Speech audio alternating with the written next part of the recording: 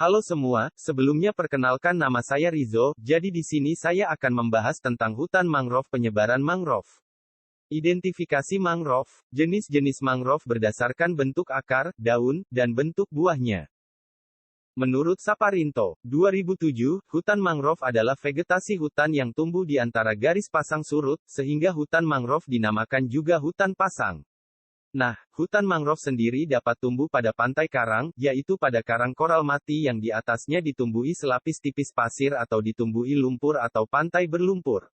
Hutan mangrove juga terdapat di daerah pantai yang terus-menerus atau berurutan terendam dalam air laut dan dipengaruhi pasang surut, yang di mana tanahnya terdiri atas lumpur dan pasir.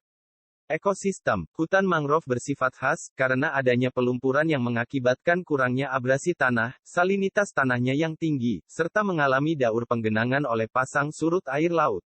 Hanya sedikit jenis tumbuhan yang bertahan hidup di tempat semacam ini, dan jenis-jenis ini kebanyakan bersifat khas hutan bakau karena telah melewati proses adaptasi dan evolusi. Luas hutan bakau di Indonesia antara 2,5 hingga 4,5 juta hektar, merupakan mangrove yang terluas di dunia.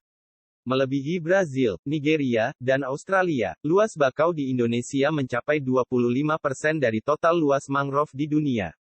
Di Indonesia, hutan mangrove yang luas terdapat di sekitar dangkalan Sunda yang relatif tenang dan merupakan tempat bermuara sungai-sungai besar, yakni di pantai timur Sumatera dan pantai barat serta selatan Kalimantan. Di pantai utara Jawa, di bagian timur Indonesia, di tepi dangkalan Sahul, hutan mangrove yang masih baik terdapat di pantai barat daya Papua, terutama di sekitar Teluk Bintuni.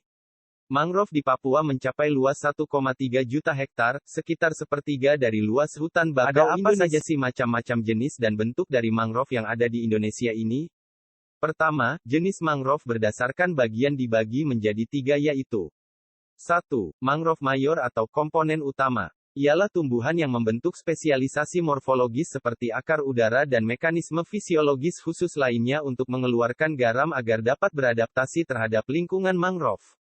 Sebagai contoh, Bruguiera cylindrica atau tancang, Cereops decandra atau kenyonyong, dan Rhizopora apiculata atau bakau. 2. Mangrove minor atau komponen tambahan, tumbuhan pantai. Kelompok ini bukan merupakan bagian yang penting dari mangrove, biasanya terdapat pada daerah tepi dan jarang sekali membentuk tegakan murni. Contohnya, Pemphis acidula atau sentigi, Excoecharia agalocha atau buta-buta, dan Silocarpus granatum atau nyirih. 3. Mangrove Associates atau asosiasi mangrove. Kelompok ini tidak pernah tumbuh di dalam komunitas mangrove sejati dan biasanya hidup bersama tumbuhan darat. Contohnya, Vitex ovata atau Legundi, Terminalia catappa atau ketapang, dan Thespesia populnea atau waru laut.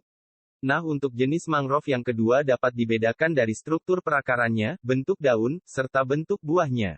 Bentuk perakaran mangrove diantaranya 1. Akar pasak atau akar napas Pneumatophores. 2. Akar lutut Knee-root.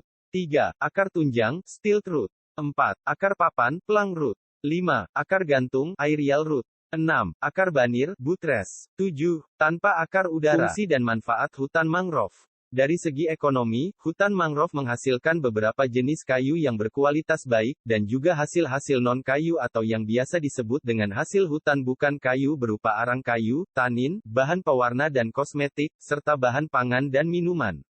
Manfaat yang lebih penting dari hutan bakau adalah fungsi ekologisnya sebagai pelindung pantai, habitat berbagai jenis satwa, dan tempat pembesaran banyak jenis ikan laut. Salah satu fungsi utama hutan bakau adalah untuk melindungi garis pantai dari abrasi atau pengikisan, serta meredam gelombang besar termasuk tsunami. Era adalah nama marga tetumbuhan yang termasuk ke dalam suku Rhizoporaceae. Ini adalah marga kecil yang beranggotakan 6 spesies pepohonan mangrove.